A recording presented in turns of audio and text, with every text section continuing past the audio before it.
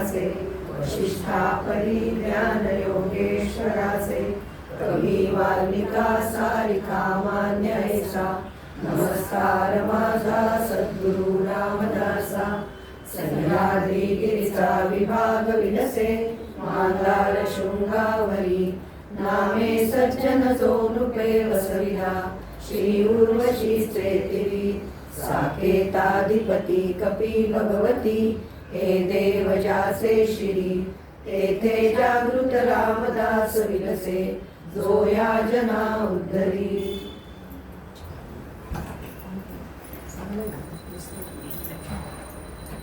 आत्म्यासंबंधीचे 2 समास आपण अभ्यासले आणि तो आत्मा कळायला नरदेहच हवा असं पण पाहिलं. मग त्या नरदेहाबद्दल आज आपल्याला समर्थ सांगणार. समर्थांनी नरदेहाचा शब्द वापरला देह क्षेत्र. भगवद्गीतेमध्ये क्षेत्र क्षेत्राने निरूपण असा अध्याय आहे. त्याच्यामध्ये क्षेत्र म्हणजे शेत आणि क्षेत्रज्ञ म्हणजे त्या शेताचं सगळं जाणणारा. जसं आपला देह म्हणजे क्षेत्र आणि देह जाणणारा म्हणजे तो आत्मा, देहाकडून जे करून घेतो तो. तसं क्षेत्रज्ञ त्या क्षेत्र शब्द वापरून देह क्षेत्र निरूपण असा समर्थांचा आजचा समास आहे. देहाला क्षेत्र म्हणतात.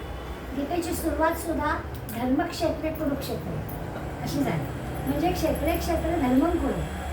प्रत्येक ठिकाणी तुम्ही धर्माने वागा असं गीता सांगते. म्हणजे काय करा तर क्षेत्र म्हणजे तिथे क्षेत्र म्हणजे ठिकाण. तर आपला हा देह म्हणजे क्षेत्र.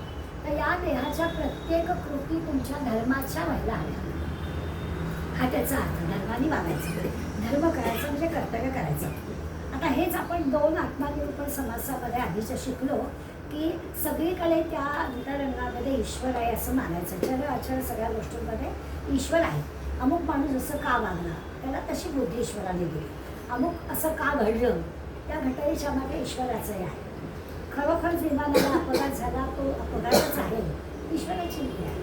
काय त्याच्यामधून आणखीन काढायच्या आपल्या कल्पनेतल्या गोष्टी याला काही अर्थ नाही आहे. परंतु अशा सगळ्या मागे ईश्वराचा काहीतरी भाग असतो असं आपण या आत्मनिरूपणाच्या निमित्तानं पाहिलं होतं. आज आता देहक्षेत्र देहाला महत्त्व दिलेलं आहे. समर्थांनी यापूर्वी सुद्धा समर्थ दासबोधामध्ये अनेक ठिकाणी नरदेह स्तवन केलेलं आहे. त्याचा पण आज आढावा आपल्याला घ्यावा लागेल या देहक्षेत्राचं निरूपण करताना. पण इथे सुद्धा आपल्याला या जसं कौरव पांडवांचं युद्ध गीतेचा विषय निघाला म्हणून त्यांचे जे पूर्वज होते त्यांचे राजा कुरु हे कौरव पांडवांचे पूर्वज होते. आणि हा कुरु राजा पूर्वी शेती प्रधानच सगळं असायचं.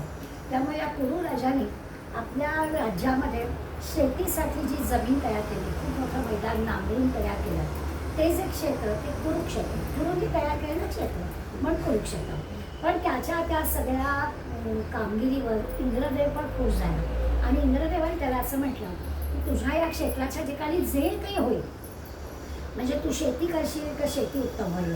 तिथे समजा आपण उपासना करायला आलं, ध्यानधारणा करायला आलं, त्याची ती ध्यानधारणा पण चांगली होईल. इतकंच कशाला तिथे युद्ध झालं तर धर्माचा विजय होईल असं सगळं त्या इंद्रदेवाने त्याला सांगितलं. म्हणजे क्षेत्र हे तुझं कुरुक्षेत्र त्या नावाने, राजाच्या नावाने कुरुक्षेत्र आणि ते धर्मक्षेत्र पण आहे. अशा सगळ्यात चांगल्या गोष्टी या क्षेत्राच्या काही होती. आज आपण कुरुक्षेत्राचा विचार केला तर हस्तिनापुराचा जो परिसर आहे म्हणजे आपला आत्ताचा दिल्लीचा परिसर तो सगळा कुरुक्षेत्र आहे. आता त्या कुरुची आठवण आपल्याला करावी लागेल की इंद्राने या कुरुला दिला आहे तर आता सुद्धा तिथे सगळं धर्मक्षेत्रच असावं अशी आपल्याला प्रार्थना करायची वेळ आली आहे. की संपलं का काय द्वापार युगामध्ये तू एवढं कुरुला दिलं होतंस की तू जिथे जे काही तिथे होईल ते चांगलंच होईल. तर असं धर्माचं काम तिथे व्हावं अशा प्रकारचं दिलं आहे. म्हणजे युद्ध झालं तरी युद्धामध्ये ज्यांना मृत्यू येईल ते सुद्धा स्वर्गातच जातील असा सगळा विचार त्या इंद्रदेवाने कुरु राजाला सांगताना केलेला आपल्याला वाचायला मिळतं. एका अर्थाने या कुरुक्षेत्राला पुण्यभूमी असं म्हणायला हवं. आता हे जे की क्षेत्र आहे त्या कुरुक्षेत्राच्या ठिकाणी तर आता आपलं हे कुरुक्षेत्र आहे असं समजायचं. आपला हा जो देह आहे हा जणू काही कुरुक्षेत्र आहे. त्या कुरुक्षेत्रामध्ये जसं इंद्राने या सगळ्या गोष्टी दिल्या तसं हा आपला देह आपल्याला मिळाला आहे आणि ईश्वर कृपेने संतांची संगत आपल्याला मिळाली आहे. तर आपल्या ह्या देहाचं म्हणजे ह्या कुरुक्षेत्राचं सुद्धा पुण्यक्षेत्र झालं पाहिजे अशा प्रकारचा विचार आपल्याला करायचा आहे. म्हणजे आपल्या देहाच्या आपल्या या क्षेत्राच्या म्हणण्यात देहक्षेत्र आहे या क्षेत्राच्या ठिकाणी थोडं असं असतं ना की आपण इतके चंचल आहोत की आपला नेहमीचा अनुभव असतो आपलं सगळं तुम्ही राहून तुम्ही असतं की आपल्या मनात येणारे जे विचार असतात करू का नको. अगदी सकाळी उठताना सुद्धा जायचं का आज नको जाऊया, मग परत मन म्हणतो नाही असं आता 3च राहिले जाऊया. हे काही अशी चलबिचल आपली असते ना ती सगळी चलबिचल मनामध्ये सारखी चालू असतो. आणि त्यावेळेला आपला जो निर्णय होतो तो निर्णय होण्यासाठी आपलं हे पुण्यक्षेत्र असतं. योग्य निर्णय आपल्याकडून व्हावा यासाठी म्हणून हे पुण्यक्षेत्र करायचं. क्षणोक्षणी आपला हा सारखा बदल असतो, सारखं आपलं चालू असतं. नुसतंच आपलं टुबी वापरली असं मी चांगले वाईट विचार मनामध्ये येत असतात. त्याच्यासाठी हे जे देहक्षेत्र आहे ते नुसतं देहक्षेत्र नाही तर ते पुण्यक्षेत्र कसं होईल असा आपण विचार करायचा आणि त्याला देहक्षेत्र म्हणायचं. दुसरं असं की आता ही युद्धभूमी नाही ठरवायची. युद्ध म्हणजे यश आलं ना, आता त्याच्यात जो विजयी होईल त्याच्यात त्यांनी पुण्य म्हणजे चांगला धर्माचाच विजय होईल असं सांगितलंच आहे. तर आपण ते लक्षात ठेवायचं की या देहक्षेत्रामध्ये कदाचित युद्ध होईल. युद्ध होईल म्हणजे विचारांचं युद्ध होईल. त्यावेळेला योग्य निर्णय मला घेता आला पाहिजे तर ते देहक्षेत्र पुण्यक्षेत्र होईल. अशा अर्थाने आपल्याला देहक्षेत्राचा विचार करायचा. पहिल्या 9 ओव्यांमध्ये समर्थांनी या ब्रह्मदेवाने हे सगळं जे की विश्व निर्माण केलं, सृष्टी निर्माण केली तर ती निर्माण करताना जणू एक प्रपंचवृक्ष निर्माण केला. प्रपंच म्हणजे आपण आम्ही दोन आमची दोन असा प्रपंच नाही. हा जो संबंध सृष्टीचा प्रपंच आहे त्या सृष्टीचा प्रपंच ब्रह्मदेवाने निर्माण केला. सगळं ब्रह्मदेवाने निर्माण केलं.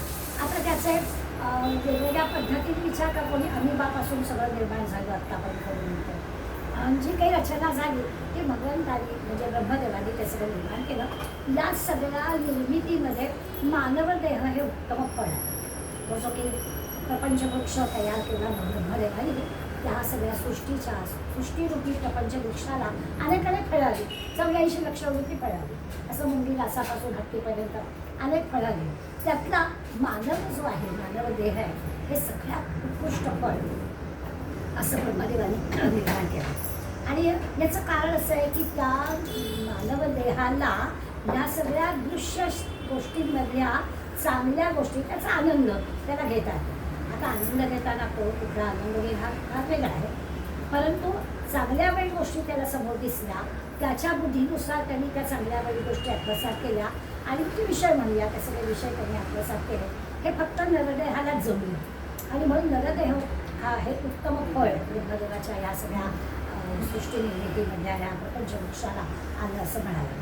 थोडक्यात असं आहे की हे एक यंत्र आहे मानवदेह आणि या मानवदेहाच्या यंत्रामध्ये खरं म्हणजे विश्वामध्ये याच्यासारखं दुसऱ्या तोडीचं काहीही नाही. म्हणून याचं फार मोठं कौतुक आपल्याला करावं लागतं. काय या मानवदेहामध्ये विशेष आहे? इतर 84 लक्ष हे जे सगळे जीव आहे आत्ता म्हटलं तसं की डासापासून हत्तीपर्यंत यांच्यामध्ये आणि आपल्यामध्ये काय फरक आहे? त्यांनाही सगळ्या गोष्टी आहेत. अगदी बारीकी डासाचा जरी विचार केला तरी त्याला भय आहे. आपण मारायला गेलो तो ओरतो की त्याला भूक आहे कळतो आपला रक्त प्यायला येतो. बहुधा तो दिसत नाही मी तुला झोप आहे कुठे जाऊन बसत असेल काही तास. म्हणजे ह्या सगळ्या गोष्टी त्याला पण आहेत, पण त्याला ज्ञानेंद्रिय कर्मेंद्रिय जी तुम्हाला आहे तशी नाही आहे. त्याच्यापुरती ही मर्यादित स्वरूपात त्याला आहे. ज्याला आपण आहार शय्या भैरवथुणांच्या सगळी वर्णन करतो एवढंच त्याच्याजवळ आहे. पण आपल्या नरदेहामध्ये ही 5 ज्ञानेंद्रिय आणि 5 कर्मेंद्रिय आहे. आपल्या या प्रत्येक ज्ञानेंद्रियाला एक विशेष गुण आहे. आपण कानाने आवाज ऐकतो, आपण नाकाने वास घेऊ शकतो, आपण डोळ्याने बघू शकतो, आपल्या त्वचेला थंड उष्ण कळतं. अशा सगळ्या ज्ञानेंद्रियाला काही विशेष शक्ती भगवंताने काय हे उत्तम फळ आहे. याचं कारण हे आहे की ही सगळ्या गोष्टी त्याला दिल्या. आपल्या रसनेला काय बोलावं कळलं नाही तरी चव कळते. बोलणं आपण दूर ठेवूया सध्या. अशा सगळ्या 5 गोष्टी 5 ज्ञानेंद्रियाला चांगल्या पद्धतीने कळतात. या सगळ्या त्या बाकीच्या जीवाला इतक्या मोठ्या प्रमाणात कळतात. असं दुसरं असं की आपल्याजवळ पंचप्राण आहे. म्हणजे आपलं हे जो देह चालतो हे जे क्षेत्र चाललं आहे हे क्षेत्र चालण्यासाठी आपल्या आतमध्ये दाखवता येणार नाही आहे. कान नाक वगैरे आत्ता कसं ज्ञानेंद्रिय आपल्याला दाखवता आली त्याचा अनुभव आपण घेतो. पण 5 प्राण आपल्याजवळ आहे. त्या 5 प्राणांचं कार्य आपल्या देहामध्ये चाललेलं असतं. जसं आपण म्हणतो की हे जे ज्ञान ग्रहण करण्याचं काम आहे ते आपल्या प्राण आहे म्हणून आपण सगळं करतो.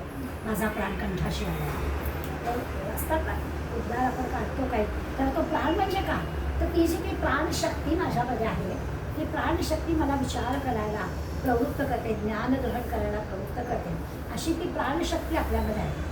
प्राणशक्ती कसं एखादा असतो ना, तू नुसता गप्प मारून बसले असतो, काही करतच नाही, काही करायचीच इच्छा नाही, ते काय ह्याच्याजवळ प्राणशक्तीच नाही, काय काही करावंसंच वाटत नाही त्याला. तर तसं नाही, ज्याच्याजवळ ऊर्जा आहे, काहीतरी करावंसं वाटतं आहे, विचार आहे, विवेक आहे, काहीतरी नवीन गोष्टी कराव्याशा वाटणारं शक्ती आहे, त्याला आपण म्हणतो की ह्याच्याजवळ ना प्राणशक्ती आहे, तो एक काम करू शकतो. दुसरं आहे जे शरीर यंत्र आहे म्हटलं, तर शरीरामध्ये निर्माण होणाऱ्या नको असणाऱ्या गोष्टी आहे, ज्याला आपण उत्सर्जन म्हणतो, ह्याच्यासाठी पण आपल्याला अपान नावाचा वायू आहे. त्या अपान नावाच्या प्राणामुळे, वायूमुळे आपल्या नको असणाऱ्या गोष्टी टाकून देण्याची पण त्या प्राणशक्ती आपल्याजवळ आहे. दुसरं, विचार करण्यासाठी उदान नावाचा वायू आपल्याला वापरावा लागतो. चौथा, अभिसरण जे चाललं, रक्ताभिसरण सगळं शरीरभर होतं, त्याला समान नावाचा प्राणी होतो. पूर्वीच्या काळी आपल्या घराघरातले पुरुष जेवायला बसले की आहुती द्यायच्या, त्या पाच एक भाताचे थोडे थोडे कण असे घालून त्या आहुती पंचप्राण दिल्या जायचं. पचनशक्तीसाठी यान नावाचा प्राण. त्यामुळे प्राण, अपान, उदान, समान आणि व्यान या पंचप्राणांना दिसणार नाही आहे, पण या शक्तीनं हा देह चालतो. हे जे क्षेत्र आहे, आपलं देह आहे, ही पुण्यभूमी आपल्याला करायची आहे. तर पुण्यभूमी करण्यासाठी हे पंचप्राण, जशा 5 ज्ञानेंद्रियाचे 5 विषय म्हणजे 5 सवयी, 5 शक्ती बघितल्या, तसे पंचप्राण सुद्धा तितकेच महत्त्वाचे. त्याशिवाय आपल्याला नेहमी माहिती झालेले अंतःकरण पंचकातले मन, बुद्धी, चित्त, अहंकार हे जे 5 आहेत ते पण 5 प्रकार. ह्या सगळ्यांचा मिळून हा जे उत्तम फळ म्हटलं आहे भगवंतानी, या सगळ्यामध्ये मी जे काही निर्माण केली ही सृष्टी, त्याच्यामध्ये उत्तम फळ म्हणजे नरदेव. कारण याच्याजवळ ह्या गोष्टी 5 ज्ञानेंद्रिय आहे, 5 कर्मेंद्रिय आहे, पंचप्राण आहे, अंतःकरण पंचक आहे, त्या 5 ज्ञानेंद्रियाच्या 5 सवयी आहे, ते विषय आहे, अशा सगळ्या गोष्टी नरदेहामध्ये दिल्या असल्यामुळे हे उत्तम फळ आहे. खरंच आहे, पंचप्राण वगैरे किंवा याच्याशी ह्या अंतःकरण पंचक जोडलं ना की मग आपल्याला ह्या ज्ञानेंद्रिय कर्मेंद्रियांची शक्ती आहे, त्या शक्तीनुसार ही जी काही प्रचंड प्रगती आपली केलेली आहे मानवाने, ती लक्षात येते की खरंच हे सगळं आहे. मग मानव कुठे गेला. साधारण 100, 200, 500, 1000 वर्षाचा नुसता विचार केला तर आपल्याला तो कोणीही माणसाने प्रगती केली आहे. कुठल्याही क्षेत्रामध्ये बघितलं तर मानवाच्या या बुद्धीच्यामुळे एवढी सगळी प्रगती झालेली आपल्याला पाहायला मिळते. हा विचार पहिल्या मूळ वगैरे समर्थांनी आपल्याला सांगितलं की काय हे उत्तम फळ आहे. पुढल्या 10 पासून 15व्या ओव्यामध्ये त्यांनी असं म्हटलं की मी जशी सृष्टी निर्माण केली, त्या सृष्टीमध्ये निर्माण केलेल्या सगळ्या गोष्टींमध्ये काहीतरी विशेष आकर्षण वाटेल असे विषय पण निर्माण केले. आपल्याला हे करून बघूया, हे करून बघूया. आता परवा मी इथून जात होते ना कालच, तर तिथे आमच्या रोपं वाटीत आहे, वाटेमध्ये तिथे ते पक्ष्यांसाठी ते असे हे लावलेले आहे. तर म्हणे त्याच्यात धान्य भरायचं आणि आपल्या इथे बाल्कनी लावायचं. एवढे पक्षी येतात, कुठून त्याला कळतं? तर त्या पक्ष्याला कसं ज्ञान आहे की इथे खायला मिळतं आपल्याला. अशा प्रकारच्या सगळ्या आश्चर्यकारक वाटतील अशा कितीतरी गोष्टी या जगामध्ये आपल्याला दिसतात. तर ब्रह्मदेवानी त्या त्या गोष्टी निर्माण केल्या, म्हणजे विषय निर्माण केले. कुठला विषय कुणाला कसा आवडेल तो भाग वेगळा. तो ते आपण सत्वरजतमामुळे म्हणतो की ज्याची जशी वृत्ती कसा कसा विषय त्याला तो आवडतो. पण ह्या अशा गोष्टी आश्चर्यकारक वाटतील अशा सगळ्या गोष्टी काही निर्माण केल्या.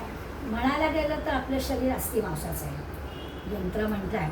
त्यामुळे शरीराचा, आपल्या शरीरशास्त्राचा विचार केला तर असं काही फार मोठं नाही आहे. पण विचाराने, विवेकाने, बुद्धीने, मनाने, ह्या आता म्हटलं तसं ज्ञानेंद्रिय, कर्मेंद्रिय, त्यांचे विषय, पंचप्राण, ह्या सगळ्यांच्या आधारे या देहाच्या नरदेहाने प्रचंड प्रगती केली आहे. म्हणजे ब्रह्मदेवाने निर्माण केलं खरं, त्याला कदाचित असं वाटलं नसेल की माणूस एवढी प्रगती केली, पण माणसाने खूप मोठी प्रगती केली आहे. सगळ्या कलांमध्ये माणूस पडला आहे. आता अशी कुठलीच गोष्ट आश्चर्यकारक वाटेल अशा सगळ्या गोष्टी आपल्याला दिसतील. म्हणजे शरीर भिन्न आहे, शरीरांमध्ये म्हटलं तर भिन्नता पण आहे आणि समानता पण. सगळ्याची आपल्याला उदाहरणं देता येतील. म्हणजे कधी कधी आपण असं म्हणतो की आपल्याला जसं हत्तींचा कळप दिसला तर आपल्याला हत्तींच्या कळपांमधला लहान मोठा फरक कळेल की हे पिल्लू आहे, हे मोठं आहे. बाकी आपल्याला काही त्यांच्यातला फरक कळणार नाही सामान्य नजरेला. तसं त्या हत्तींच्या नजरेला आपल्यातला फरक नाही पाहिजे. आपल्याला आपल्यातले फरक कळत आहेत परंतु त्याला नाही कळणार. तसं भिन्नता पण आहे पण समानता पण आहे. अशा सगळ्या गोष्टी ब्रह्मदेवाने निर्माण केल्या. शरीर भिन्न आहेत, अशी भिन्नता असली तरी देखील इतके बरं भिन्नता कशामुळे आहे तर निरनिराळ्या कला, निरनिराळे गुण, निरनिराळ्या आवडी यामुळे ही भिन्नता आपल्याला दिसते. काही काही गोष्टी तर आपल्याला आश्चर्यकारक वाटेल, का बरं थंब घेतला जातो, आपण सुशिक्षित असतो आता आपल्याला थंब द्यावा लागतो आम्ही काय, कारण प्रत्येकाच्या मध्ये काहीतरी फरक आहे. आता ही तर मोठी जादूच वाटते आपल्याला, एवढ्याशा कानिष्ठा त्या ह्याच्यामध्ये प्रत्येकाचं वेगळे पण काय असे माहीत नाही, पण तसं आहे. पाहायला गेलं तर 7 गोष्टी समान आहेत आपल्याकडे. पण देहाचा विचार केला तर मज्जा म्हणजे तंतुमय जे काही द्रव्य आहेत ते आपल्या सगळ्यांच्या देहामध्ये आहे. सगळ्यांच्या देहात आपल्या अस्थी म्हणजे हाड आहे, सगळ्यांच्या देहामध्ये आपल्याला मेद म्हणजे चरबी आहे, सगळ्यांच्या याच्यामध्ये मांस आहे, सगळ्यांच्या त्वचेला लेयर्स आहेत म्हणजे अंतस्त्वचा म्हणूया, बाह्यत्वचा म्हणूया, चांगलं ज्याला म्हणतो. हां, अशा सगळ्या गोष्टी समानच आहेत. समानतेच्या यादी आपल्याला पुष्कळ करता येईल की या सगळ्या प्रत्येक देहामध्ये या सगळ्या गोष्टी आहेत. बाह्य गोष्टींमध्ये फरक आहे, कोणी काळं असेल, कोणी गोरं असेल, कोणी बहुवर्णी असेल वगैरे वगैरे, किंवा उंच, बुटका, नाकेला, बुट्ट्या नाकाचा वगैरे वगैरे अशा काही फरक आपल्याला कळतील, परंतु समानता असणाऱ्या पण पुष्कळ गोष्टी आहेत. आणि म्हणून मग हे कर्मेंद्रिय, ज्ञानेंद्रिय किंवा विवेकबुद्धी म्हणूया, या सगळ्यांनी आपल्याला काय करता येईल तर या देहक्षेत्राचं किंवा या क्षेत्रभूमीचं आपल्याला पुण्यभूमी करता येईल का, हा विचार आपल्याला समजतो या देहामध्ये करायला सांगतात. आणि म्हणतात की करायचं झालं तर हे सगळं काय भेद असू दे, समानता असू दे, हे सगळं त्या व्यक्तीच्या विचारावर अवलंबून आहे. दोघंही ड्रायव्हिंगमध्ये उत्तम आहे, पण एखादा दारू पिऊन असेल तर तो अशी गाडी चालवेल, पण एखादा व्यवस्थित असेल तर तो अगदी योग्य पद्धतीने आपल्याला जागेवर नेऊ शकतो. हा जो काही फरक आहे हा त्याचा फरक आहे. त्याच्या विवेक विचाराच्या बुद्धीच्या जोरावर हे दोन फरक आपल्याला दिसतात. कोण कसं आचरण करतं हे आपल्या हातात काही नाही, एवढा फरक नक्कीच आहे. आणि म्हणून मग आपण ती पुण्यभूमी करायची असेल तर चांगलं वाईट आपल्याला कळलं पाहिजे. आणि ते चांगलं करण्यासाठी या देहाचं कर्म चांगलं होईल. प्रत्येक कर्म तपासून बघायचं की आपण हे केलं हे बरोबर आहे का, खूप राग येतो, बरोबर आहे का, कशाला रागवायचं, झालेलं त्याला वागला त्याला वाटलं तसं तो वागला, आपण त्याला रागवायचं असं सारखं आपण पण बनायला शिकवायला लागतं. त्याला काय सगळ्यांचं सगळं पटतं असं नाही ना. आणि मग लगेच त्याचं आपण रिॲक्ट होतोच ना, तर ते रिॲक्ट होता आपणच ठरवायचं. असू दे ठीक आहे. अशा प्रकारची पुण्यक्षेत्र, पुण्यभूमी म्हणजे आपला देह करायचा आहे. विचार करायला लागलं तर देहासंबंधी आपल्याला थोडीशी घृणा वाटेल असंच सगळं आहे. म्हणजे समर्थ तर नरदेहाचं वर्णन करताना एकीकडे घबाड म्हणतात, ते वेगळ्या कारणाने म्हणतात, बरोबर आहे. पण एकीकडे ते आपल्याला सांगतात की इतके गॅलन घाण आपल्या देहामध्ये आहे आणि ती सगळी घाण घेऊन आपण वागवतोय. वरती सगळं पट्टा छान करतोय, पण आतमध्ये काय आहे प्रत्येक ठिकाणी आपल्या असं लक्षात येईल की हे आणि हे वाचलं किंवा हे समजलं तर आपल्याला त्या देहाबद्दलचं जे आकर्षण आहे ते आकर्षण थोडं कमी होईल. कारण त्याला टिकवणं, त्याला नीट ठेवणं ही गोष्ट बरोबर आहे, पण नाही तर तो सगळा घाणीचाच काढणार आहे. असा जर विचार केला तर आपल्या लक्षात येईल की कधी म्हणजे त्याची जी काही आसक्ती आहे ती त्याचं जे काही आकर्षण आपल्याला आहे ते आकर्षण आपलं या अशा विचाराने कमी होईल. याचा अर्थ त्या देहाकडे दुर्लक्ष करायचं असं बिलकुल नाही आहे. त्याला नीट सांभाळलंच नाही, पण त्याच्यामुळे तर सगळं करता येणार आहे. पण त्याच्याबद्दलचं एक आसक्ती राहते, म्हणजे अगदी मृत्यूजवळ यायला नको विषय सुद्धा निघालायचा असलं काही बोलायचं सुद्धा नाही. तर असं की हा देह जाणार आहेच किंवा त्याची वेळ झाली की त्याचे श्वास ठरलेले आहे की ते जायचंच आहे ते आपल्याला माहिती आहे. तर त्याचंच आहे की आपण त्या देहाच्या प्रेमात पडतो, प्रत्येक वेळ आपलं कमी होईल असं त्या समर्थांच्या म्हणण्यात आलं. ईश्वराला हे सगळं जे काही विश्व निर्माण करायचं होतं ब्रह्मदेवाला, हे विश्व निर्माण करताना असं आहे की त्यांनी मुद्दामच हे सगळे भेद निर्माण केले. आता जसं म्हटलं की जरा विचार केला तर आपल्या लक्षात येतं की एकीकडे असं वाटतं की खरं म्हणजे भेदाला जागाच नाही आहे, पण त्यांनी भेद आहेतच. आता ही जी काही करामत आहे, भेद नाहीत पण आणि आहेत पण, आता दोन्ही कसं व्हायचं, पण ही करामत भगवंतानी केली. निसर्गाकडे पाहिलं तर आपल्याला निसर्गाचं जे काही सृष्टीचक्र आहे त्याच्यावर आपल्याला कळतं की सगळं जे काही आहे, सूर्य आकाशामध्ये येतो आहे, आकाशामध्ये ढग निर्माण होत आहे, वाऱ्याने ढग इकडून तिकडे जात आहे, सगळं व्यवस्थित चालू आहे. या सगळ्या सृष्टीचक्रामध्ये म्हटलं तर तसं काही फारसा बदल नाही आहे, भेद नाही आहे. हे असं सगळं वर्षोदिवर्ष सगळं चालू आहे. आपल्याला आपलं असं वाटतं की आपण 31 डिसेंबर झाला की 1 तारखेला सगळ्यांना नववर्षाच्या शुभेच्छा देतो. खरं तर 31 तारखेची सकाळी 1 तारखेच्या सकाळी काय करत असतो पाहायला गेलं तर काहीच भेद नाही. पण आपल्या मनाने आपला भेद आहे नववर्ष सुरू झालं मग आपण लगेच काय happy birthday happy new year वगैरे वगैरे.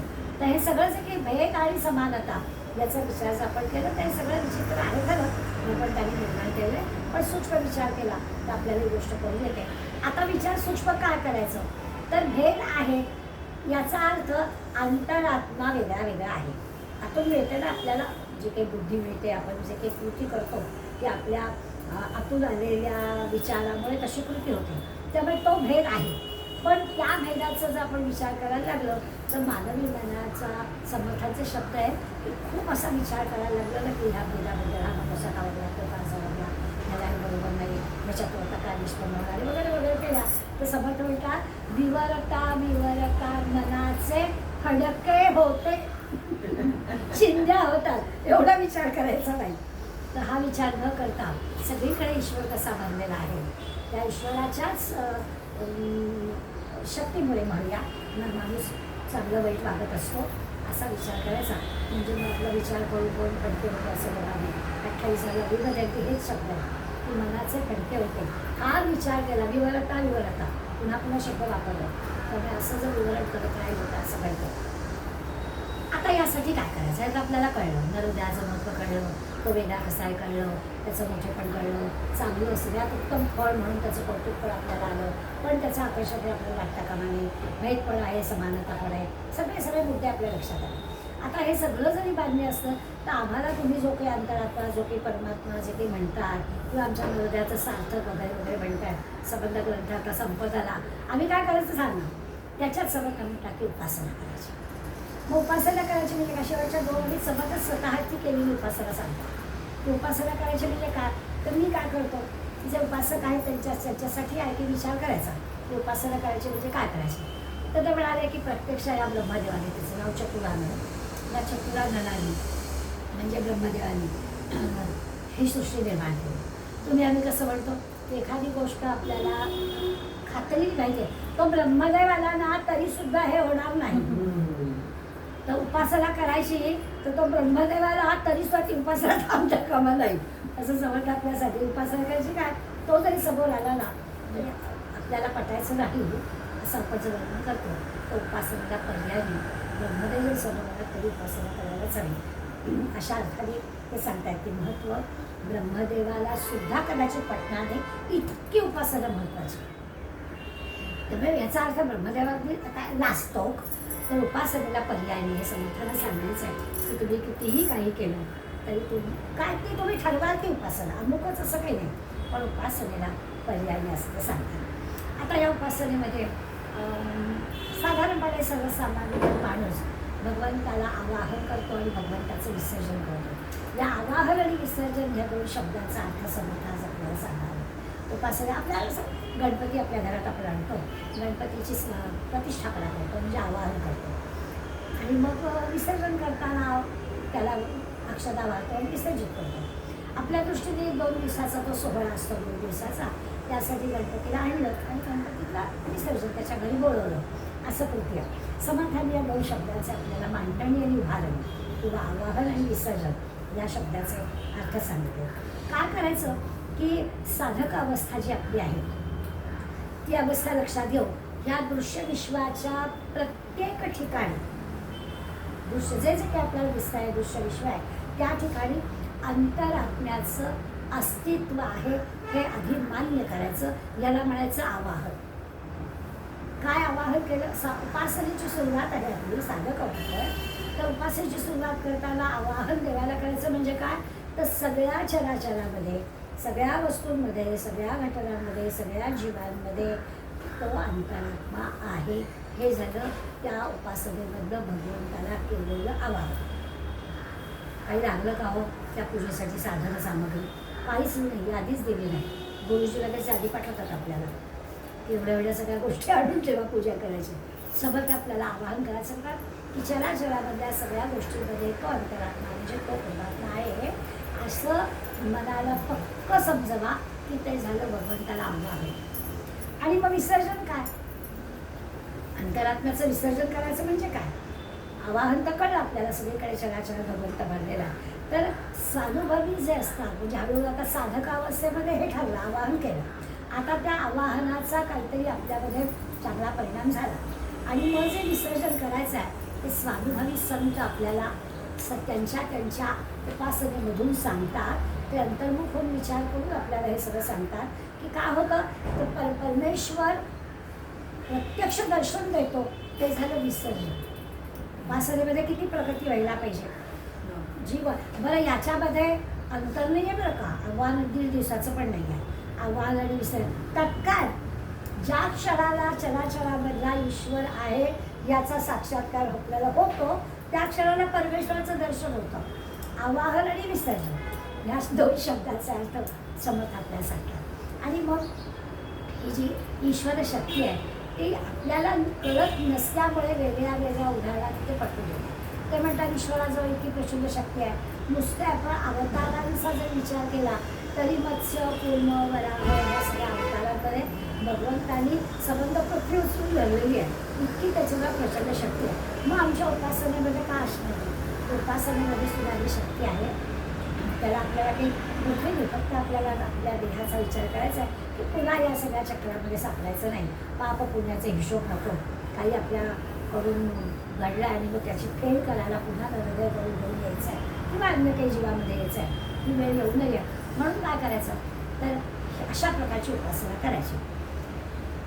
या उपासनेला सुरुवातीला राजबोधाच्या सुरुवातीला समर्थाने नवविधा भक्तीमध्ये भजन नावाचा शब्द वापरला. आता भजन म्हणजे आपण करतो ते टाळ घेऊन केलेलं भजन एवढाच त्याचा अर्थ नाही. तर भजनाचे 4 अर्थ समर्थाने आपल्याला तेव्हा पण सांगितले होते. आता दुसरी आठवण करून देते. भजनाचे 4 अर्थ काय तर भजन याचा अर्थ भगवंताची स्तुती करणे. हे सगळं आपल्याला नरहृदय दिलं आहे त्यांनी दिलं आहे, विचारशक्ती दिली आहे त्यांनी दिली आहे, विवेक दिला आहे त्यांनी दिला आहे. अशा प्रकारचं आव्हान आणि विसर्जन करावं, अशा प्रकारची उपासना करावी त्यांनी दिला आहे. संतांचा सहवास त्यांनी दिला आहे, सद्ग्रंथांचा सहवास त्यांनी दिला आहे. असा विचार करत करत आपण म्हटलं तर ही भगवंताची स्तुती. कोणी कुणाला मदत केली की आपण कृतज्ञ असतोच किंवा तर आपल्याला एवढा छान नरदेह मिळाला आहे तर आपण भगवंताबद्दल कृतज्ञ आहोत. ही भगवंताची कृतज्ञता व्यक्त करणं. मग प्रत्येकजण आपापल्या परीनं करेल पण ती कृतज्ञता व्यक्त करणं याला भजन म्हणायचं. त्याची स्तुती करायची, त्याचं गुणगान गायचं, तो आहे म्हणून हे सगळं चाललाय म्हणायचं, त्याला म्हणायचं भजन. दुसरा भक्ती शब्दाचा किंवा भजन शब्दाचा अर्थ समर्थाने आपल्याला सांगितला भंजन. भंजन म्हणजे हे करण्याच्या आड काही गोष्टी येतात त्याचं भंजन करणं, त्याला दूर करणं, याला आपण म्हणायचं भजन. भगवंताची भक्ती भगवंताची उपासना करण्यामध्ये मला आड काय येतं त्या आड येणाऱ्या सगळ्या गोष्टी बाजूला होणं. आता त्याची यादी पुष्कळ असते. आपण स्वतःपुरताच विचार करूया, आपण स्वतःच आड येतो तर ते तरी आड दूर होणं. म्हणजे मगाशी जसं म्हटलं की तेव्हा ते 1 मिनिट लागतं आपल्याला जावं का नको असा क्षण येतो. त्यावेळेला आपण कुठला निर्णय आपलं मन घेत आहे तो चांगला निर्णय घेणं ही भगवंताची कृपा आहे. म्हणून ते आड काय करतं निद्रा, आळस ह्या आड येणाऱ्या गोष्टी आहेत त्याचं भंजन. असं भंजन याचा अर्थ पण उपासना म्हणजे भक्ती किंवा भजन असं आहे. तिसरं आहे भाग. म्हणजे हळूहळू प्रगती झाली बरं का. भजन कळलं मी भगवंताची स्तुती संतांची स्तुती केली, सद्ग्रंथांचा अभ्यास केला, आड येणाऱ्या गोष्टीचं भंजन त्या बाजूला केल्या आणि हळूहळू या भक्तीचा तिसरा प्रकार म्हणजे भाग त्या परमेश्वराचाच आपण अंश झाला. म्हणजे नामदेवाला सगळी मंडळी वारीला चालली आहे म्हणून रस्त्यात चल रे चल तो थांब जरा मी पांडुरंगा विचारून येतो. आता पांडुरंगाला काय विचारून येतो? आपल्या दृष्टीने तो दगडातला देव उभा आहे त्याला काय विचारायचं आहे, तुला वाटतंय तर झालं असं आपल्या दृष्टीने म्हणू. पण त्याची जी काही निष्ठा आहे कारण मी त्याचा अंश आहे, मी तोच आहे. हनुमान म्हणतो मी रामाचा अंश आहे. असं जेव्हा भगवंताबद्दल आपलं होईल तेव्हा ती उपासनेतली तिसरी पाहिली म्हणजे भजन शब्दाचा तिसरा अर्थ अंश, भाग. मी त्या भगवंताचा अंश आहे. आणि चौथी उपासनेतली किंवा भजनाची चौथी पाहिजे अशी आहे की मी म्हणजे सेवा. भगवंताची सेवा करणं म्हणजे काय तर भगवंताचं सगळ्या चराचरात आहे तर चराचरातल्या सगळ्या गोष्टींची सेवा करणं म्हणजे भगवंताची सेवा करणं. त्यामुळे भजन, भंजन, भाग आणि सेवा या 4 गोष्टींनी उपासना झाली पाहिजे. उपासना म्हणजे इथं कुठेच आपल्याला काही वस्तू आणायला सांगितल्या नाही, पूजा करायला सांगितली नाही, गुरुजीला बोलवायला सांगितलं नाही, काहीच ध्यान घालायला करायला सांगितले नाही, काहीच सांगितलं नाही. या 4 गोष्टी करायच्या की झाली आपली उपासना. आणि समर्थ म्हणाले की मी ही उपासना केली आहे आणि मला त्या उपासनेचं फळ मिळालं आहे, मी प्रचिती घेतली आहे, अनुभव घेतला आहे, म्हणून तुम्हाला सांगतो आहे. असं पण ते आपल्याला खात्रीपूर्वक सांगतात. तिसाव्या ओळीमध्ये भजनाचं लक्षण पण सांगितलं आणि हे सगळे 4ही अर्थ या भजन संकल्पनेमध्ये त्यांनी आपल्याला दिले की आता ही सगळी जी काही उपासना आहे त्याच्यासाठी आपलं मन पाहिजे तयार. मनानं करायची ही सगळी उपासना आहे. या दृश्य जगामध्ये परब्रह्माला आवाहन करायचं आणि हे मन परब्रह्मामध्येच विलीन करायचं. विलीन करायचं म्हणजे विसर्जन आणि सगळीकडे ईश्वर आहे हे समजायचं म्हणजे आवाहन. इतकं सहज आपल्याला त्यांनी सांगितलं. हे त्या समर्थांच्या उपासनेच्या भजनाचं लक्षण. मी मग असेच म्हटलं की ठिकठिकाणी आपण या नरदेहाबद्दल दासबोधामध्ये आता तर अखेरचा टप्पा आहे, पण यापूर्वी पहिल्या दशकातला 10वा समास सगळा तो स्तवनाचा दशक होता. मी गणेशाचं स्तवन केलं, शारदेचं स्तवन केलं, संतांचं स्तवन केलं, श्रोत्यांचं पण स्तवन केलं, अशा सगळ्यांची स्तवनं समर्थाने केली. त्यामध्ये काही नरदेहाचं पण स्तवन केलं की दासबोध काही मी समोर सगळ्या कुत्री मांजरं ठेवली आणि त्यांना सांगितलं असं नाही होऊ शकणार. त्या नरदेह सगळे समोर पाहिजे.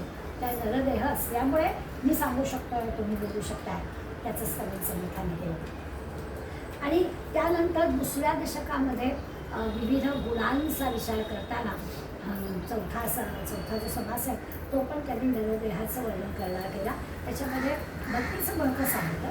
पण भक्ती सांगताना पुन्हा मला असंच की अन्य जीवांना ही भक्ती नाही करत असं आपण 100% नाही म्हणू शकत. जसं आपण काही ठिकाणी उदाहरण घेतलं की आणि आजही आपण पाहतो की खरोखरच त्यांना सुद्धा त्या पेट ॲनिमलचं त्या घरातल्या मालकावर किती प्रेम असतं. म्हणजे एका अर्थाने ती भक्तीच आहे किंवा इतका अंतःकरणात त्याचा मला तो स्वार्थापोटी की तो मला जेव्हा खायला घालतोय, तो माझ्या सगळ्या गोष्टी करतोय म्हणून तो प्रेम करत असेल. पण त्या जीवांमध्ये प्रेम नसतं, त्या जीवांना भक्ती नसते असं 100% नाही म्हणता येणार. पण हे जे नरदेह फळ उत्तम फळ आहे ना, त्यामुळे उत्तम फळामध्ये खरी कृतज्ञता माणसाजवळ जास्त आहे प्राण्यांपेक्षा. पण तरी सुद्धा समर्थ आपल्याला भक्तीच्या मार्गाने जाणाऱ्या तुम्हा साधकांना सांगताय की आपल्या साधकाच्या दृष्टीनं नरदेह महत्त्वाचं आहे. त्यामुळे भक्तीच्या मार्गाने जाणारा साधक हा त्याला नरदेह आहे म्हणूनच प्रगती करू शकतो.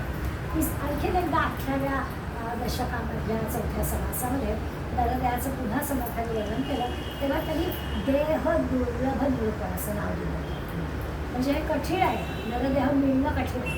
आपण वर्णन ऐकतो 50% पाप आणि 50% पुण्य असं आधीच्या सगळ्या जन्मांमध्ये झालं असतं. तर देव आपल्याला संधी देतो, माणसाचा देह देतो आणि मनुष्य देहामध्ये पुन्हा आपण पापकर्म केलं नाही, पुण्याचा साठा वाढता निदान 50%पेक्षा जास्त तो ठेवला तर पुन्हा जन्म पण नरदेहाचा मिळेल.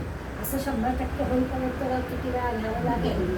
सह तुकाराम महाराज म्हणतात पुन्हा पुन्हा जन्मा या आणि पुन्हा पुन्हा व्हावे फजित, पुन्हा पुन्हा यायचं. बरं त्यात 50%मध्ये आपण चुकीचं आचरण करून 40% 30% गेलो की मग नरदेह नाही मिळणार. मानवी कुठले प्राण्या पशु पक्ष्यांचे जन्म घ्यावे लागतील असं. तर त्यासाठी देह दुर्लभ कसा आहे, नरदेह दुर्लभ कसा आहे याचं पण समर्थाने आपल्याला वर्णन करून सांगितलं. आणि आत्ताच्या 19व्या दशकामध्ये देह मान्य निरूपण असं पण आपल्याला समजायचं आहे. तर यापूर्वी 4 वेळा या देहाच्या संदर्भामध्ये समर्थाने खूप बारकाईनं आपल्यासमोर विवरण करून झालेलं आहे. सगळ्या 84 लक्ष योगींचा जो क्रमविकास ज्याला म्हणतो त्या क्रमाक्रमाने त्यांचा विकास होतो. म्हणजे हल्ली आता सगळेजण म्हणत आहेत की पुढल्या काही 200-500 वर्षानंतर आत्ता जशी आपली मान ताठ आहे ना, तर नंतर जन्माला येणाऱ्या मंडळींची मान अशीच होईल होते.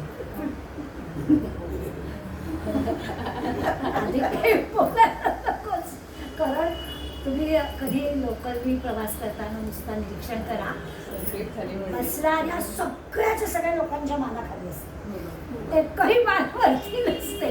त्यामुळे कदाचित असं होईल 500,000 वर्षांनी नरदेहाच्या या सगळ्या स्टाईल जो काही आहे त्याच्यामध्ये बदल होऊ शकेल. तर क्रमविकास जो असतो त्या क्रमविकासाने हे छान प्रपंच वृक्षाला आलेलं फळ आहे.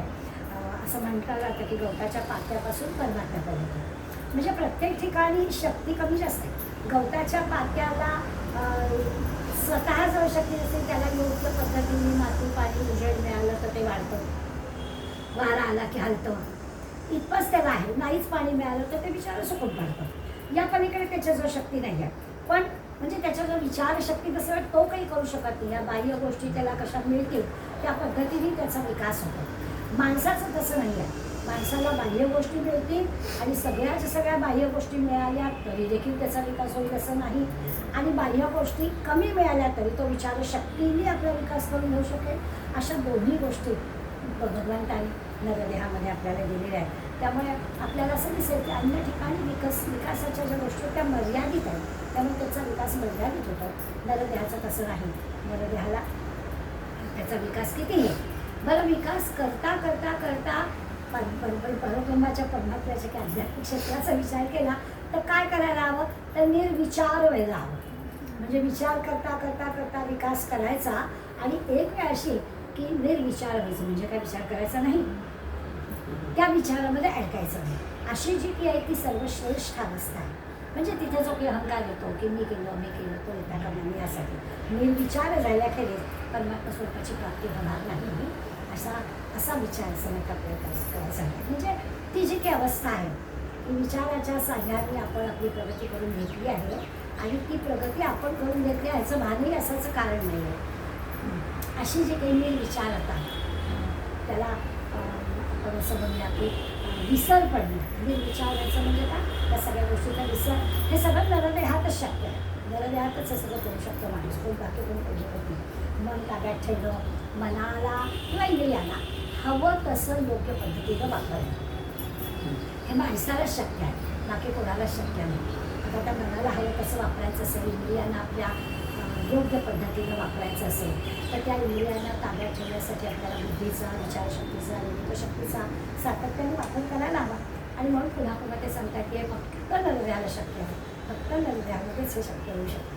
आता याच्यासाठी दोन गोष्टी आणखी लागतील. जशी मगाशी उपासना लागेल जसं सांगितलं, तसं त्या उपासनेसाठी आणि या नरदेहाचं योग्य फळ आपल्याला प्राप्त होण्यासाठी शमदम या दोन गोष्टी लागतील. योग शिक्षकांना शमदम चांगलं माहिती आहे. म्हणजे आपण म्हणतो ना की तुझ्याच्यावरती हे काम होणार नाही, तर तुझ्याच्यानं हे काम होणार नाही म्हणजे काय, तुझ्याजवळ ती शक्ती नाही असं आपल्याला म्हणायचं आहे. की एवढा दम तुझ्यात नाही. त्यामुळे दम शब्द आपल्याला कळतो, ती जी काही ताकद आहे, ती जी काही शक्ती आहे, ते सामर्थ्य, ती शक्ती आपल्याला म्हणजे आपलं कर्तृत्व दाखवण्यासाठी जी आपल्याला हिंमत लागते ती आपली वाढवायला लागते. ती आपल्याजवळ आहे की नाही, ती काय अशी निर्माण झालेली आहे तीच आयुष्यात पुरवायची नाही आहे. ती दमशक्ती आपल्याला वाढवायची की हो, मला मागच्या वेळेस एवढं जमलं, आता एवढं जमेल. अशा पद्धतीने आपली ती शक्ती वाढवणं हे माणसाला शक्य आहे. कारण त्या माणसाच्या बाबतीत असं आहे ना की अन्य सगळ्या जीवांपेक्षा माणसाचा मेंदू वजनानं जास्त आहे. त्यामुळे माणूस अशा विचारशक्तीच्या, विवेकशक्तीच्या बळावर करू शकतो. कुंडली शक्ती म्हणतात ती काही बाकीच्या सगळ्या जीवांना नाही येते, फक्त माणसालाच ती कुंडली शक्तीचं ज्या नरदेहातच फक्त ती जागृत करता येऊ शकते. हे सगळं शमदमाच्या साहाय्याने करता येतं. म्हणून ह्या गोष्टी पाहिजे. कुठली पारमार्थिक साधना सुद्धा करायची झाली, अगदी कुठल्याही क्षेत्रामध्ये अभूतपूर्व अशी जी काही प्रगती माणूस करतो ती या शमदमाच्या साहाय्यानेच त्याला करता येते. खरं आहे ना, 4 तास फक्त झोप घ्यायची वर्ष केव्हाच एवढी मोठी कामं होऊ शकतात. आणि पुन्हा प्रयत्न काय की अजूनही मला कमी झोप करायची आहे, शून्य निद्रा असा विचार करायचा आहे. तर हे सगळंच की मग आपण आपल्याला दिसतं ना असं करणारी माणसं, किंवा उत्तम खेळाडू, उत्तम साहित्यिक, उत्तम कलाकार जे म्हणतो, उत्तम वक्ते, या सगळ्यांच्या बाबतीत आपण लक्षात घेतो तर आपल्याला कळतं की त्यांनी शमदमाने वाढवलेलं सामर्थ्य आहे त्यांचं. असं काही एकदम त्यांना मिळत नाही, पण त्यांच्या विवेकाच्या, विचाराच्या जोरावर, बुद्धीच्या जोरावर आणि शमदमाच्या जोरावर त्यांनी आपली प्रगती आपण केलेली आपल्याला दिसते. हे सगळं नरदेहाचं सहन. म्हणजे थोडक्यात असं आहे की हे सगळं आपल्या स्वाधीन आहे. आपण ठरवलं तर काय हवं ते करू शकतो. एखाद्या डोंगर तिकडे माणसाजवळ ती ताकद आहे. आणि ही जी काही स्वाधीनता आहे, म्हणजे आम्ही करू शकतो अशी जी काही गोष्ट आहे, तो खरा साधनेसाठी, उपासनेसाठी निकष महत्त्वाचा आहे. मला काय जमणार आहे, माझ्याच्यानं नाही होणार असं म्हटलं तर काहीच होणार नाही. पण मला जमेल, मी प्रयत्न करते, आत्ता नाही जमणार, उद्या जमेल, वर्षांनी जमेल, 5 वर्षांनी जमेल, पण मी करेन, अशी जी काही वेळ हवी ती नरदेहाने घेतली पाहिजे. याला साधना, याला उपासना, याला करण्याचं की स्वाधीन असणं, स्वतःचं करणं हे होतं. याच्यामध्ये लिंगभेदाचा प्रश्न नाही, स्त्री पुरुष कोणी असू दे, कुणालाही जमेल. कुठल्याही दोन्ही प्रकारच्या नरदेहांना मुक्तीचं मोक्षाचं हे आहे, ग्रंथ खुला आहे. असं नाही की या स्त्रियांना ते नाही, तर तसा ते त्याचा अर्थ नाही समजतात. या आता जसं आपण पुण्यक्षेत्र किंवा क्षेत्र असं ह्या देहाला म्हटलं, कठोपनिषदेमध्ये या क्षेत्राला नगर म्हटलं आहे. अर्थ तोच, म्हणजे आता हा जो काही विचार या देहक्षेत्र निरूपणात समर्थ मांडतात तोच कठोपनिषदात मांडलेला आहे. फक्त शब्द तिथे क्षेत्राच्या जागी शहर, नगर असा वापरलेला आहे. समर्थांनी काही ठिकाणी घर असा शब्द वापरला, म्हणजे देहाला घर म्हटलं आहे. देह मंदिर, चित्त मंदिर, एकतेथे प्रार्थना. तर देह म्हणजे काय, तर हे भगवंताचं घर आहे. या देहामधल्या कणाकणामध्ये, अगदी पेशीमध्ये भगवंत भरलेला आहे, असा विचार आपल्याला करायचा, आणि देहाला मंदिर म्हटलेलं आहे. त्यामुळे विचार करायला लागलं की या शरीरामध्ये, शरीराच्या कणाकणामध्ये अनेक जण वास्तव्य करतात. मग अशी आपण म्हणतो की शरीर हे म्हटलं तर घाणीचाच पुतळा आहे, असं एकीकडे वर्णन आहे. आत्ता वर्णन करताना सांगतात की हे देह कसं आहे, ते भगवंताचं घर आहे. मग आता आपल्याला ठरवायला भगवंताचं घर आहे तर ते स्वच्छ असायला हवं. मग स्वच्छ कसं करायचं, यंत्र म्हणून शरीराची स्वच्छता काय होईलच. रोज आंघोळ केली की वरचं सगळं स्वच्छ होतं, आपलं काय. त्या आपल्या स्वच्छतेसाठी आपले विचार कसे असायला, आपलं आचार कसं असायला हवं याचा विचार आपल्याला करायचा. तर आपण आणखीन एक बारीकसं सांगतो की माझं शरीर असं आपण म्हणतो, तर माझं काय, अनंत मंडळी इथे बिनभाड्याची राहायला आहे, त्यांचं काय करायचं.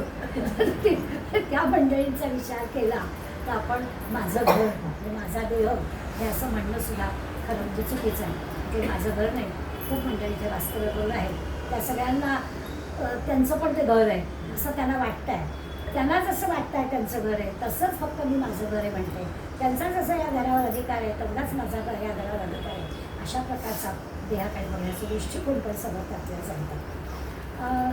जाता जाता ते म्हणतात की अशा प्रकारचा सगळा विचार करताना अहंकारावर समर्थांचा प्रचंड भर आहे. कधी कधी मला असं वाटतं की लोकांनी विवेक, प्रयत्न हे समर्थांचे शब्द काढून त्याच्या ओव्या वेगळ्या केल्या. आता काय कॉम्प्युटरला नुसता शब्द टाकला की त्यांना जो ओव्या येतात, तर तसं म्हणतं की अहंकार शब्दाच्या ओव्या असंख्य येतील, जास्तीच येतील या विवेक आणि यत्न या शब्दांपेक्षा. इतका त्या अहंकाराबद्दल समर्थांना प्रचंड राहिलं. जाता जाता आता खरं म्हणजे हा विषयामध्ये हे यायचं काही कारण नाही. देवक्षेत्र, पुण्यक्षेत्र सगळं छान चाललं आहे. आपण जसा समर्थांच्या वाङ्मय म्हणून अभ्यास केला, आता कशाला तिथे अहंकार वाढला असं आपल्याला शब्द वाटलं. पण जाताना म्हणतात की हे सगळं कसं करायचं, त्या ईश्वराच्या निष्ठेनं करायचं आहे. तिथे जर मी केलं असं अहंकार आला तर आपण पशूच, मग आपल्यामध्ये आणि त्याच्यामध्ये काही फरक नाही असं म्हणून ते सांगतात. त्यामुळे समर्थांच्या मते जो माणूस पारमार्थिक आहे, नरदेहाचं खरं सार्थक करून घेणार आहे, त्याच्यासाठी हा सगळा विचार आहे. भोगायला आपण इथे आलेलो नाही, देह मिळाला तर मज्जा करून घेऊया असं जे काही आहे त्याच्यासाठी हा नरदेह भगवंतांनी आपल्याला दिलेला नाही.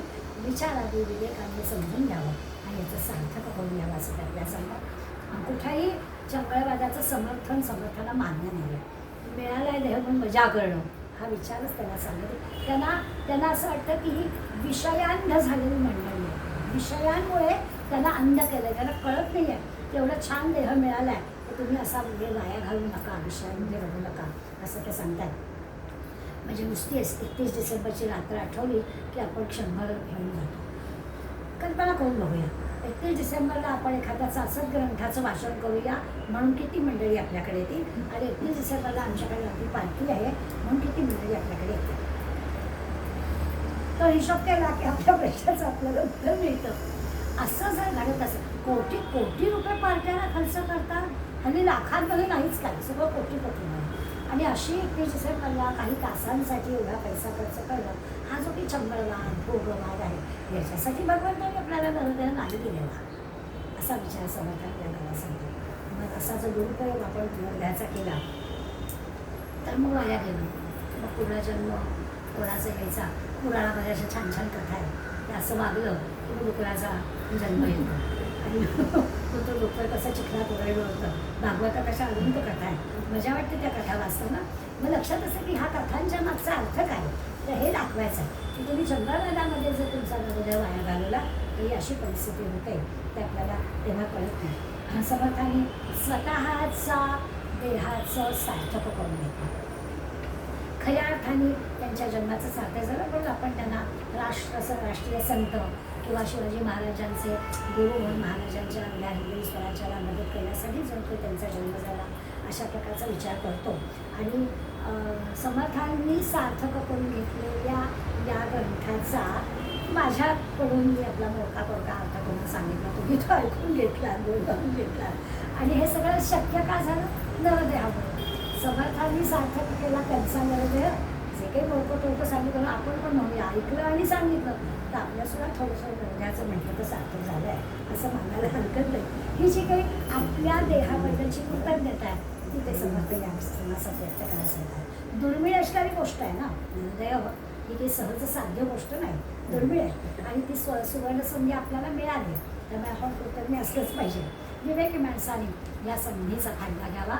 आता वेळ थोडा आहे आपल्याजवळ, म्हणजे अगदी तरुणपणी सुद्धा खरं हाच विचार करायला हवा होता, परंतु तेव्हा नाही जमला. आता तर खरंच आहे की आता वेळ थोडा आहे, त्यामुळे आपल्याला असणाऱ्या किती वेळ आपल्याला कोणालाच काही माहीत नसतं, मिळणाऱ्या प्रत्येक क्षणाचा आपण उपयोग करून घेतला पाहिजे. साधनेच्या उपासनेच्या द्वारा आपल्या देहाला मनाला वळण लावलं पाहिजे. असं वळण लावून आपण खऱ्या अर्थाने पुण्यवान म्हणतो ना तसं होऊ शकतं. आता देह असल्याशिवाय ही भक्ती करता येणार, देह असल्याशिवाय उपासन करता येणार, त्यामुळे त्या देहाची योग्य ती काळजी आपल्याला घेतलीच पाहिजे. देह असल्याशिवाय भगवत भक्ती नाही आणि म्हणून त्याचा विचार आपल्याला करायलाच हवा. याच्यात तरी आपलं सांगतं मग त्याच्यासाठी काय करायचं तर माणसाने नीती धर्माने देहाला शुद्ध ठेवायचं. नीती धर्माच्या सहाय्याने देहाला शुद्ध ठेवायचं. आपलं आचरण शुद्ध असलं पाहिजे. देहाला शुद्ध ठेवायचं म्हणजे देहाहून चांगली गोष्ट आहे. त्याच्यासाठी काय तर सोपी गोष्ट अशी आहे की आपलं वागणं नीती धर्माला अनुसरून असलं पाहिजे. काही गैर वागणं असताच कामा नये. भक्तीनं त्या भगवंताच्या सम्मुख आपण असावं. भक्तीच्या ज्ञानमार्ग आहे, कर्ममार्ग आहे, योगमार्ग आहे, अनेक मार्ग आहेत. त्यातला जो भक्तीचा मार्ग आहे, अंतःकरणामध्ये भाव असला त्या मार्गानं समर्थाने आपल्याला सांगितलं की भगवंताच्या सम्मुखाचं म्हणजे भगवंताला नेमकं काय हवं आहे ते मी करा. तिसरं सांगतात की मनाची चंचलता दूर करा. अगदी सुरुवात करताना मी आपल्याला म्हणतो की आपण जिथे अशा सीमेवर असतो काय करू त्यावेळेला योग्य तो निर्णय आपल्याला भगवंतांनी घ्यायला ताकद द्यावी. आणि असं मन आपण सद्गुरूचरणी अर्पण केलं की आपल्या जीवनाचं सार्थक होईल. याची डोळा आपल्याला परमात्मा प्राप्ती झाल्याकडे जाणार नाही असं समर्थ खात्रीपूर्वक आणि स्वतःला आलेल्या प्रचितीवरून सांगतात.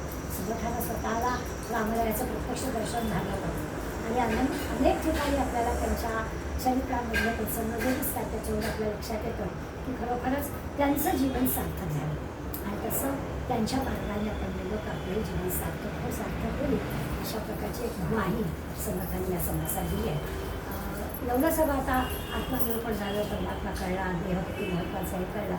आता एवढं सगळं करून सुद्धा अजून सूक्ष्मात ते आपल्याला जायला सांगता. असं वाटतं की आता आला टप्पा ते काय आपल्याला अजून कुठे काही नाही, पण नाही आता पुढल्या वेळेला आपल्याला हे सूक्ष्म निरूपण सांगणार आहे. प्रत्येकाला जो आपल्याला देव भेटावा वाटतो ना, नामदेवाला देव भेटला आपल्याला भेटेल का त्या संबंधीचा विचार पुढल्या समर्थ आपल्याला करायला सांगणार आपण पुढल्या वेळेला करूया. स्मरण संतत स्फुरणकार्यामावळो त्वदीयगुणकीर्तनं फलश्रम्यकरुणीपडो स्वदेशैकरक्षणाव्य तुझी कथानावळो तुझ्या समया मुष्टी तनुष्यपादी पडो. जय जय रघुवीर समर्थ.